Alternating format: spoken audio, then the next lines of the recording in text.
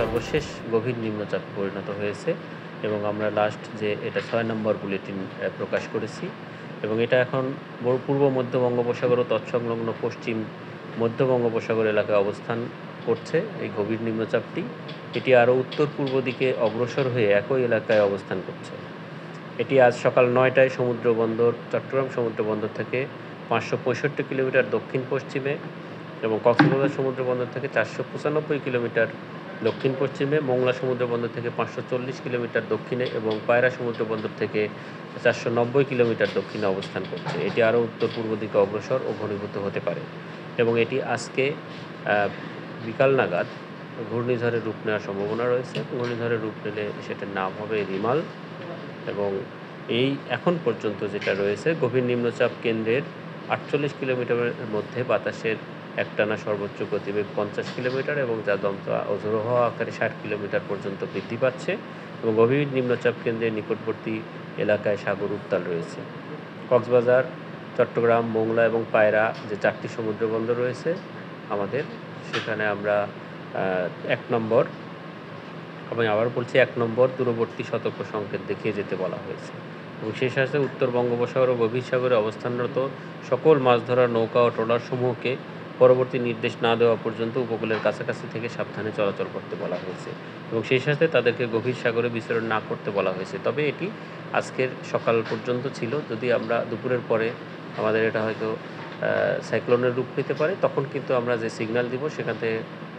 সকল মাছ ধরা নৌকা ট্রলারসমূহকে উপকূলের কাছে এসে নিরাপদ আশ্রয়ে থাকতে বলা হবে।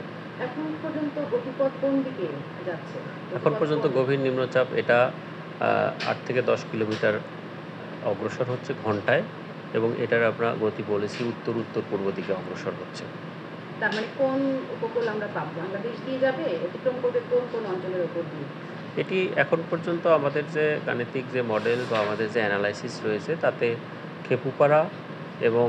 পশ্চিমবঙ্গের যে সাগর আইল্যান্ড আছে এটার মাঝামাঝি দিয়ে এর কেন্দ্রটা অতিক্রম করার সম্ভাবনা রয়েছে এবং এর ফলে কিন্তু আমাদের বিশেষ করে খুলনা, বরিশাল এবং চট্টগ্রামের যে উপকূলীয় যে অঞ্চলগুলো রয়েছে সেগুলো কিন্তু বাতাস এবং ঝোড়ো হাওয়া এবং সঙ্গে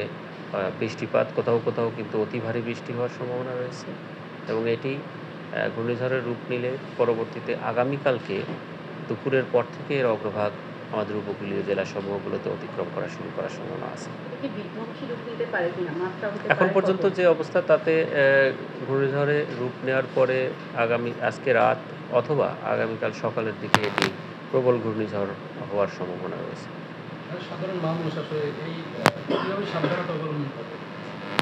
সাধারণত এটা তো আমরা সবসময় বলেছি যে একটা ঘূর্ণিঝড়ের ৩টা কিন্তু থাকে। এটা হচ্ছে যে খুব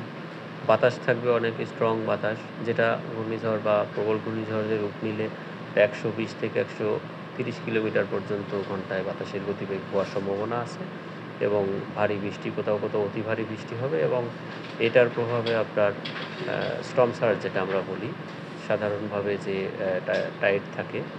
তার চেয়ে হয়তো অধিক উচ্চতার জলোচ্ছ্বাস হওয়ার সম্ভাবনা আছে এবং সেই জন্য যে সকল নিচু এলাকার লোকজন অথবা যাদের ঘরবাড়ি সেভাবে শক্ত নয় তাদেরকে হয়তো নিরাপদ আশ্রয়ে থাকতে হবে। আমি সেটা বলেছি যে এটা আসলে এখনও যেহেতু সাইক্লোন ডিক্লেয়ার আমরা দেইনি, তখন কিন্তু আমরা ডিটেলস বলে দেবো আপনাদের মাধ্যমে যে সাইক্লোন যদি যখন আমরা বলছি যে আজকে দুপুরের পরে বা বিকালের দিকে সাইক্লোন হতে পারে, তখন কিন্তু আপনার এগুলো সবই আমাদের সেখানে উল্লেখ থাকবে যে উপকূলীয় জেলাগুলো কোনগুলো বেশি অ্যাফেক্টেড হতে পারে, কত মানে উচ্চতার জলোচ্ছ্বাস হতে পারে এবং বাতাসের সর্বোচ্চ গতিবেগ কত হতে পারে, সেগুলো সবই আমরা উল্লেখ করে দেবো। তারপরে আমি বলেছি যে যদি ঘূর্ণিঝড় হয় বা প্রবল ঘূর্ণিঝড় আকারে পরিণত হয় তাহলে ১২০ থেকে সর্বোচ্চ ১৩০ কিলোমিটার পর্যন্ত বাতাস প্রতি ঘন্টায় হওয়ার সম্ভাবনা আছে।